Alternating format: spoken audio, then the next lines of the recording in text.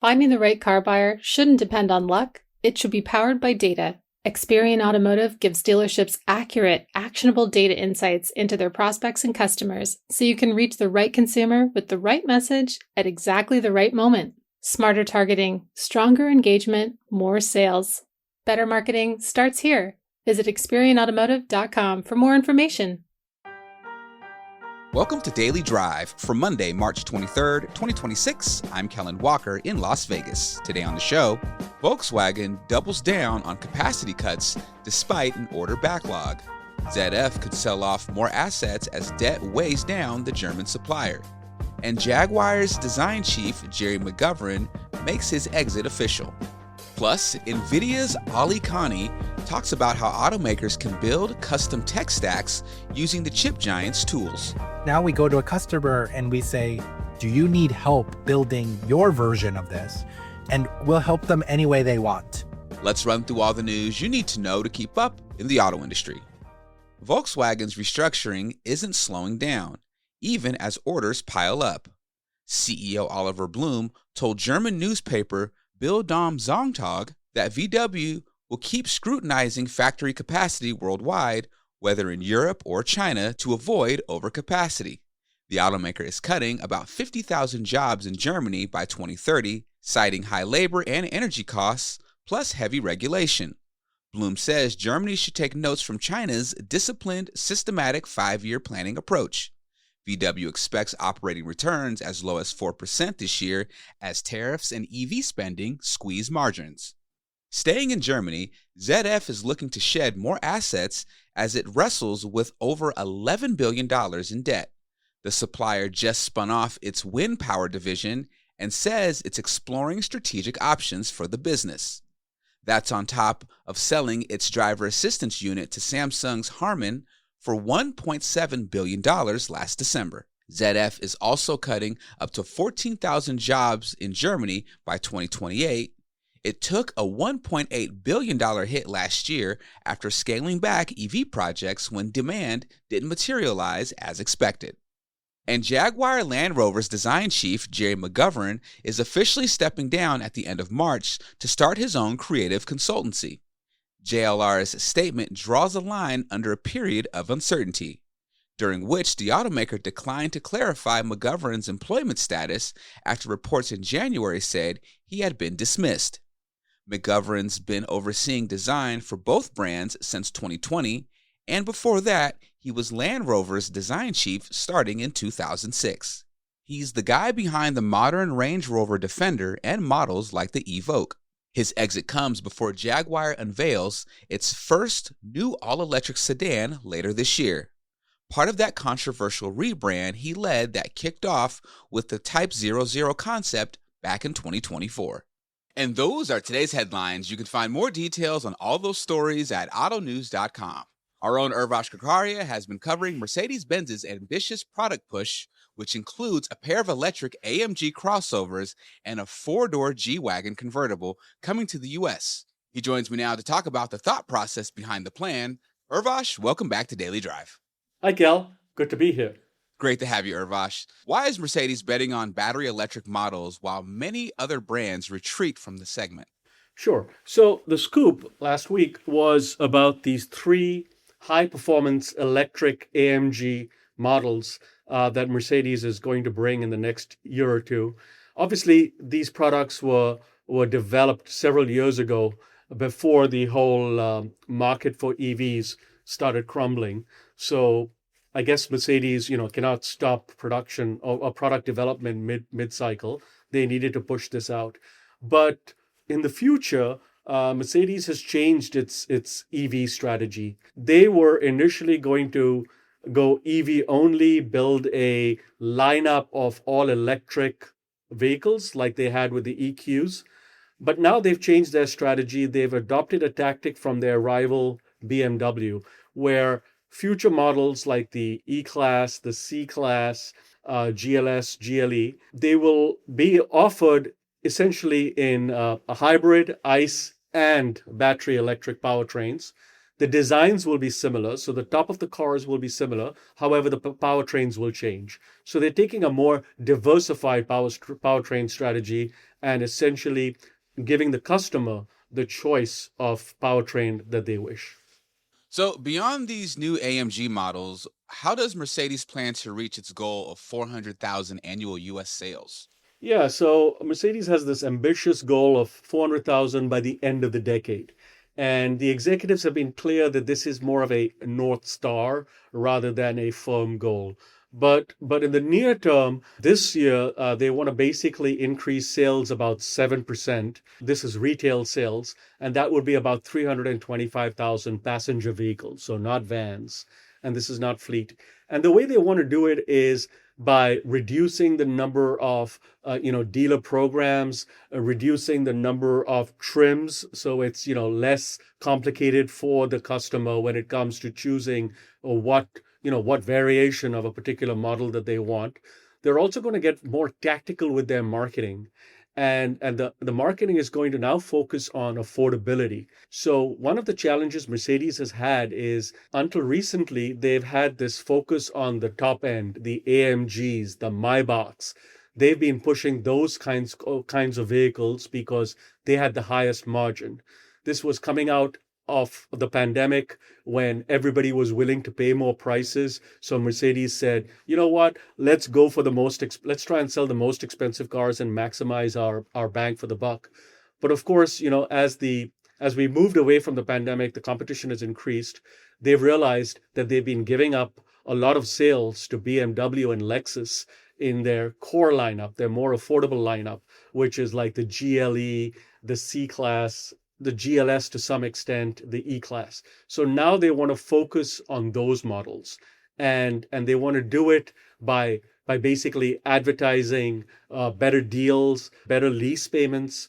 So customers will know, or potential customers will know, that a Mercedes can be an affordable payment. It's not just for the high end. So that's one way they hope to sort of attract a broader audience. In terms of the affordability angle, Mercedes also is by essentially developing a comprehensive lineup of ICE, EV, and hybrid models rather than EV-only models. They hope to lower the price of these electric variants. And one of the top executives, Adam Chamberlain, the CEO of Mercedes-Benz USA, said that in the future, Mercedes will price its EVs in the same zip code as their gasoline-powered counterparts. So there will be more price parity. So once again, it's lowering the price even of the EVs. So while demand is more subdued, there's still a reason for people to pick Mercedes-Benz EVs. Interesting stuff. Urvash, thank you so much for joining me. Thanks for having me, Kel. Have a great day. You too. Coming up, Nvidia's Ali Kani talks about how automakers can pick and choose from the chip giant's automotive toolkit. That's next on Daily Drive. Are you a dealer creating a workplace culture your employees are proud to be part of? Applications are now open for the 2026 Automotive News Best Dealerships to Work For program. This isn't just an award, it's a chance to get real insight into what's working at your dealership and where you can improve. And we've expanded the categories this year, recognizing everything from technician experience and leadership development to AI enablement and employee retention. The registration deadline is April 17th. Find out more and apply at autonews.com. Automotive consumer marketing is complex. Customer data is constantly changing. People move, email addresses change, loans end, leases expire, and vehicles are traded in. Without accurate and up-to-date data, you risk spending money targeting the wrong people at the wrong times. This is where Experian Automotive Marketing Solutions can help. Our solutions help dealer marketers find, reach, and retain customers for life. By leveraging powerful vehicle, consumer, and credit insights, Experian enables you to identify who is actively in the market before your competitors do. You'll know who is coming off lease, who is in positive equity, who is likely to purchase in the next 30, 60, or 90 days, and who is due for service. Activate our highly targeted automotive audiences, reaching in-market buyers, near-market shoppers, service customers, and loyalty segments with precision. The best part? Our measurement solutions connect your marketing efforts directly to verified vehicle sales, allowing you to measure real ROI, not just impressions and clicks. Better marketing starts here. Visit ExperionAutomotive.com for more information. Welcome back to Daily Drive. I'm Kellen Walker. Nvidia has become one of the biggest names in automotive technology, offering everything from AI training tools to in-vehicle computing platforms. But the company's approach isn't one size fits all. On the latest episode of the Automotive News Shift podcast, our own Molly Boygan spoke with Ali Kani, Nvidia's Vice President of Automotive. They talked about how automakers can build custom tech stacks using Nvidia's modular tools, including training and simulation platforms. Here's a piece of that conversation. So much of the show has focused on Nvidia's movements in ADAS and autonomy and partnerships in ADAS and autonomy, but Thor and Hyperion are, to my understanding, a full vehicle compute play. So is Nvidia's automotive strategy about full vehicle compute, or is it focused on ADAS and autonomy, especially for high-end vehicles?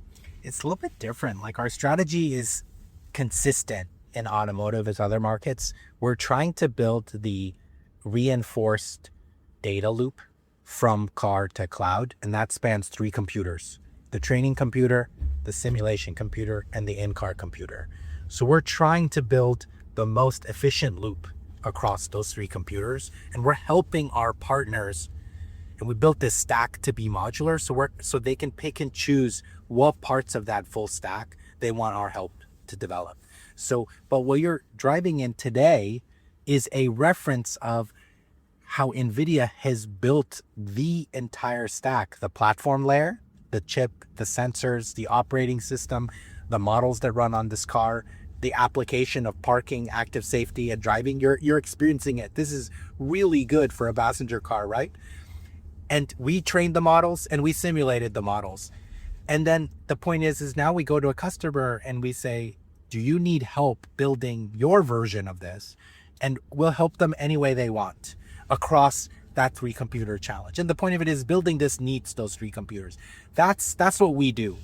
And so we have customers like Tesla who says to us, we don't need any of your help for the chip in the car, the operating system, or the models in the car. We got that. But so Tesla is an example of, I don't need you in the car or to build the models, but I need your help for training.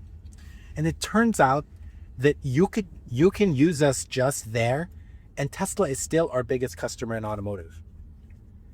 Because the infrastructure computer is the biggest computer. It's the most important part of, it's the biggest brain. That's where we help most.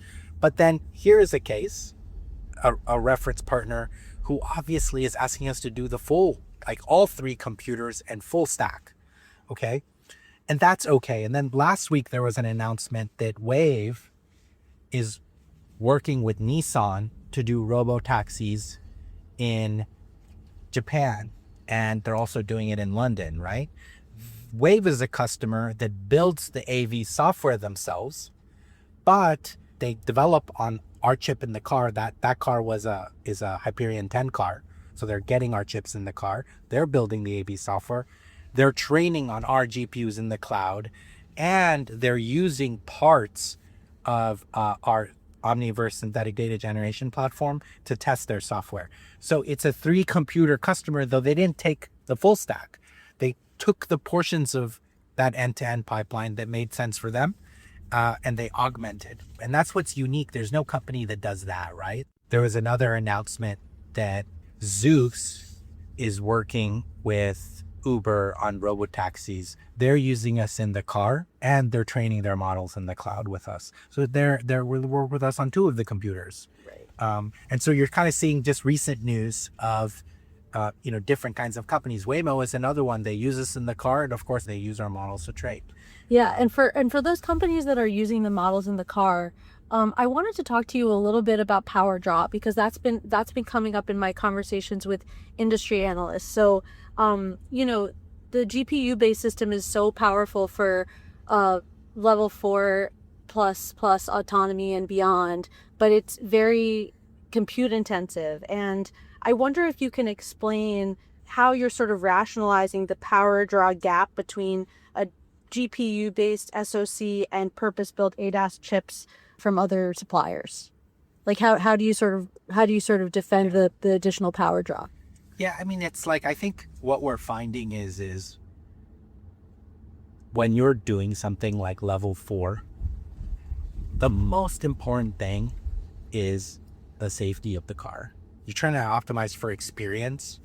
You're not trying to optimize for, hey, can I like lower the cost? Actually, I don't know if you know that there was a good session yesterday with Uber, and I was hosting it, but Safraz, who's the president of their mobility solution, was talking about, hey, when we're building a level 4 car, if you needed a few extra sensors or a little bit more compute, we would invest that because it's worth it. Safety is the most critical thing. So where we're at is the industry is at an inflection point. Every car will want to be autonomous. And when you are trying to build that kind of a car, what matters is these things, right? But if all you wanted was NCAP to me, I think if that's what you want in your car, my personal opinion would be, I think you're not realizing the experience that your customer can have. But if that's what you want, please buy a purpose-built chip. It'll be really cheap and it'll be really low power and you're fine, right? Because the car, there is a chip that can do that and you're not missing anything, right? But I think the industry has moved off from that. And if then you say, look, I want an autonomous car, the factors that come into play in your decision making should be different. And the other thing is if you look at the end-to-end performance efficiency of our platform, actually we're super efficient and the most efficient option from a performance per watt perspective. Does that make sense? Like if I told you I need 4,000 FP4 tops, I would say, let me show you how Thor is actually the lowest power way to build that system. So if your software needs to be like that, this is the lowest power way you can do it. But if somebody said, I need active safety, I would say you could probably do that in 50 tops. And definitely there's something that can do it in like 15 watts or something. Do you see what I'm saying? But the performance per watt of a 4,000 top system, I would show you that Thor is the lowest power way to get it. So it's also a relative question. So that's the way I would kind of respond to that question. Yeah, that makes sense. And you mentioned safety at the beginning. Another perspective I've heard related to the GPU-based approach versus NPU-based approach is that GPU-based performance peaks and drops. Do you agree with that? And how do you address concerns about the sustained performance of GPU-based systems, given the safety critical nature of driving? Yeah. So I think what we mean by that is one of the nice features of CUDA is that its performance and its power scales in a consistent way. Like it's like if you want more performance, it's more power. If you want 70% of the performance, it's close to 70% of the power. It kind of scales with performance. So the point is if you're driving this car right now and you don't want to engage L2++, and you just wanted active safety on, it's actually dissipating less power. And actually, if you want to have the car parked and you leave the car, but you want Sentry mode on, it's operating at like a few watts only. And so then if you park the car and you leave, it's actually essentially off even though it's on. And it will record people who are coming in your car and trying to do something. And so it's actually efficient for what it needs to be. And so that's an advantage of the architecture. Whereas other architectures, it's like kind of always at the same peak power. But this application is not like that because the algorithms that are running right now are different than if you weren't engaging autopilot and you just wanted active safety. And it's definitely not if the car is parked and you just want Sentry mode on. Got it. So if I hear you correctly, you're saying that the peaks and drops are valuable. Yeah, there's an advantage because they're catered to the different functions being executed. You actually want that in an automotive car. Nvidia's Vice President of Automotive, Ali Kani, spoke with our own Molly Boygon on the latest episode of the Automotive News Shift podcast. That's available now wherever you get your podcasts. That's Daily Drive for today. I'm Kellen Walker. Thanks to Automotive News executive producer Jake Neer, as well as our own Urvash Kakaria for his reporting for today's podcast. We also had reporting from Nick Gibbs of our sibling publication, Automotive News Europe. You can get the latest news on automotive tech and innovation, manufacturing, and everything happening in the auto industry at autonews.com. Come back tomorrow for a look at whether AI could replace vehicle listing sites in generating leads for dealerships. Money is money. If you can save it and be more efficient with it, why wouldn't you want to try it? At this point, it's early, but dealers are showing some interest in finding another way. We'd love to hear from you. Let us know what you think of the show and the topics we covered today. Send us an email at dailydrive@autonews.com or leave us a voicemail at 313-444-2774. And if you enjoyed the podcast, remember to like, leave a review, and subscribe so you never miss an episode.